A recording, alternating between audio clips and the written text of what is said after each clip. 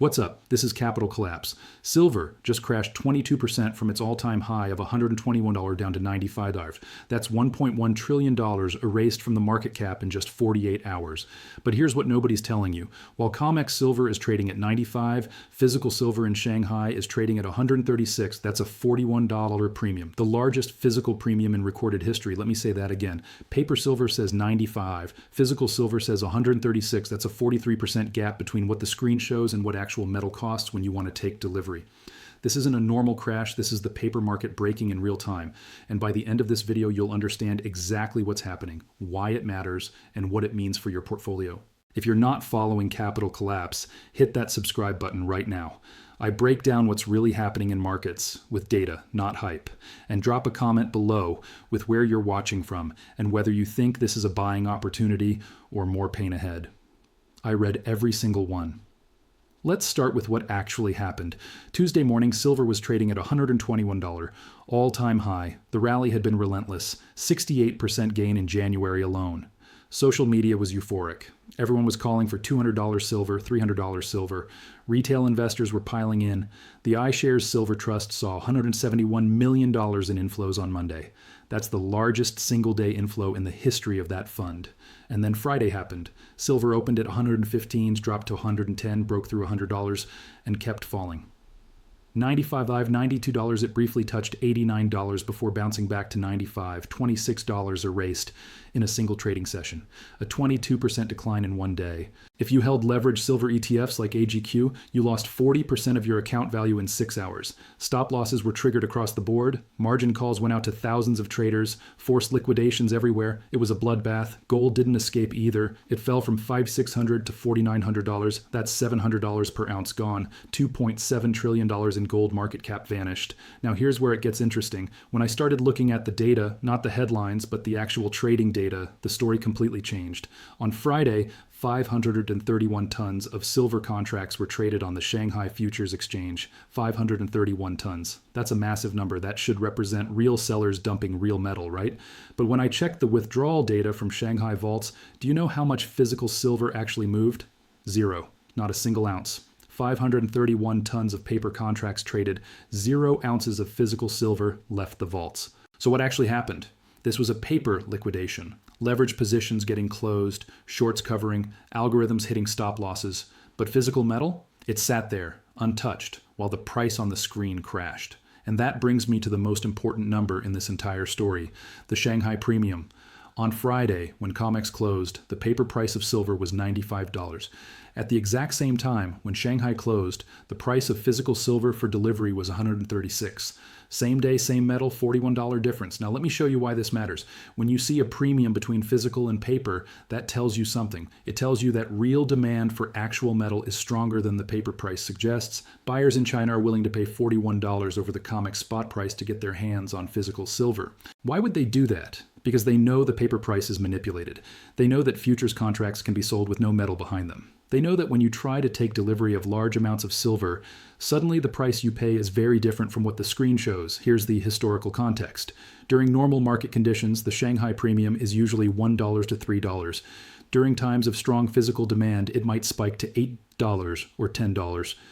In 2020, during the pandemic supply disruptions, we saw premiums hit $15.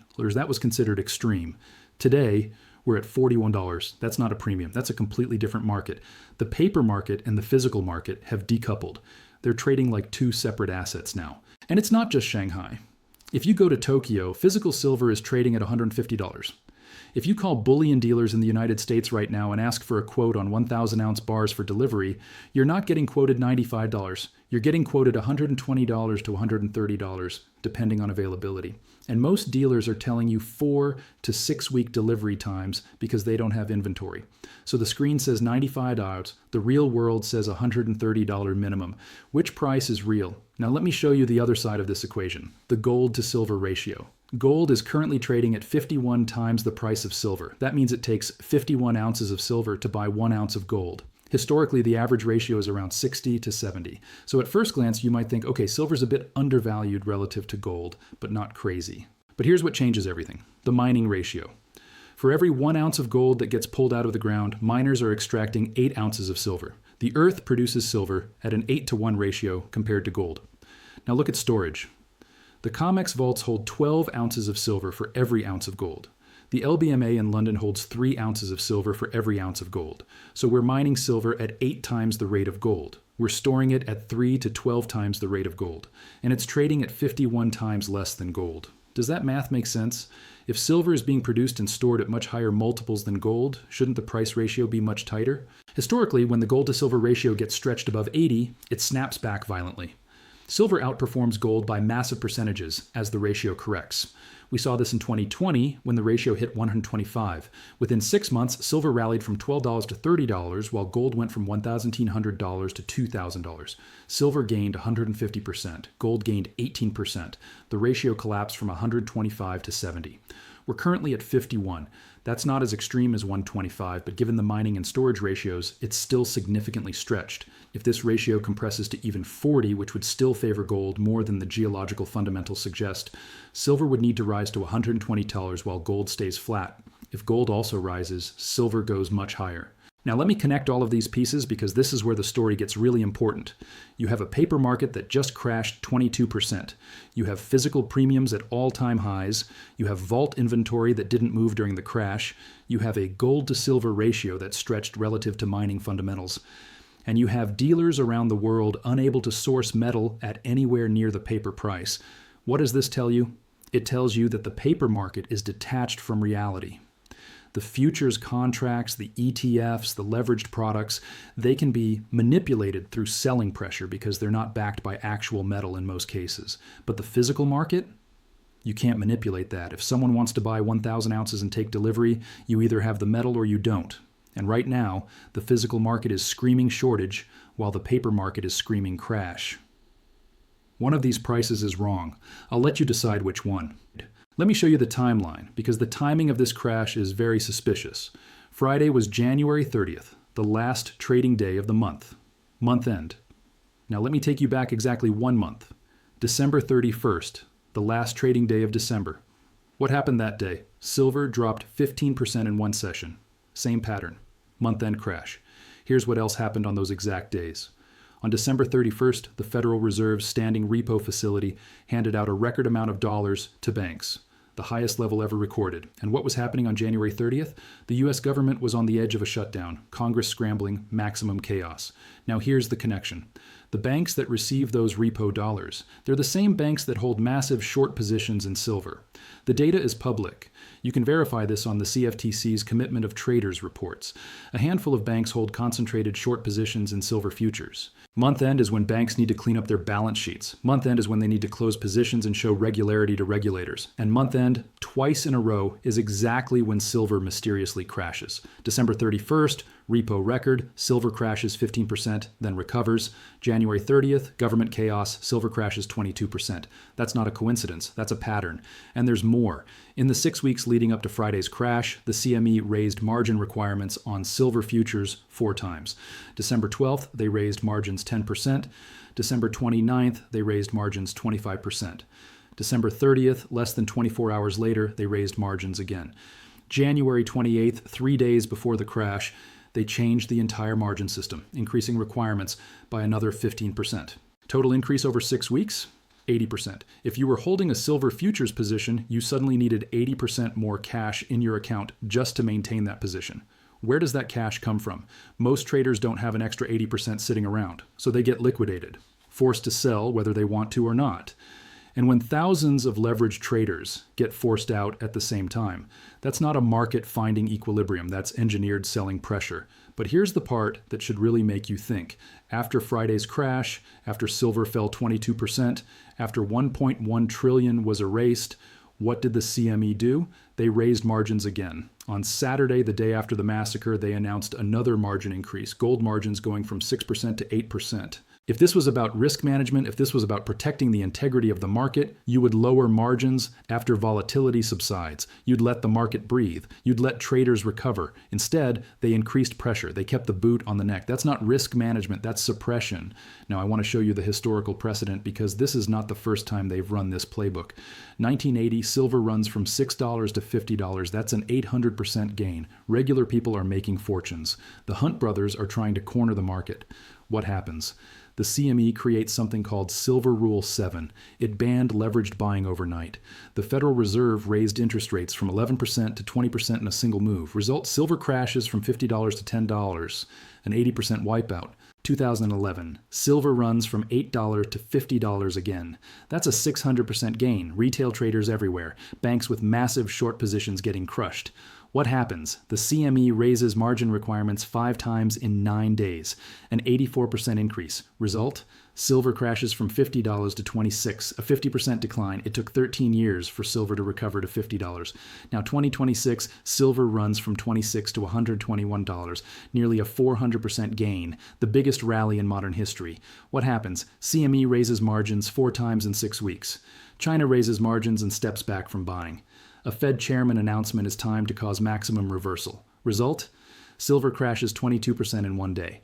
3 times in 50 years. Same pattern, same tools, same timing, same result. Once is an accident, twice is a coincidence, 3 times is policy. But here's what they don't want you to notice. While paper prices were crashing, while retail traders were getting liquidated, while $1.1 trillion was being erased from screens, what were central banks doing? Buying, not selling. Buying. 800 tons of gold accumulated by central banks in the last quarter. That's the fastest pace of accumulation in decades. They crash the paper price, then they buy physical at the discount they just created. Retail panics and sells. Central banks accumulate in silence. It's the greatest wealth transfer in modern history. So where does this leave us? Let me give you the 3 key takeaways. Number 1, the physical and paper markets have completely decoupled. A $41 Shanghai premium is unprecedented. Dealers can't source metal at paper prices. Vaults aren't releasing inventory. This divergence can't last forever. Either COMEX price rises to meet physical demand, or COMEX loses credibility as the price-setting mechanism.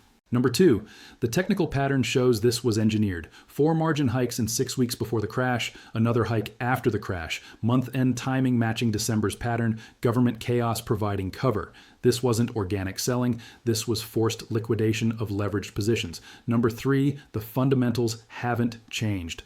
Gold to silver ratio at 51 to 1 versus mining ratio of 8 to 1. Industrial demand for silver is rising with solar panels, EVs, and electronics. Supply is constrained. Mine production hasn't increased in years. The physical shortage is real. The paper price is fiction. Now, let me be very clear about something. I'm not telling you to buy or sell anything. I'm not giving you financial advice. I'm showing you the data and you need to make your own decisions. If you're trading with leverage, if you don't understand the risks, this volatility can destroy you. We just watched people lose 40% in a single day.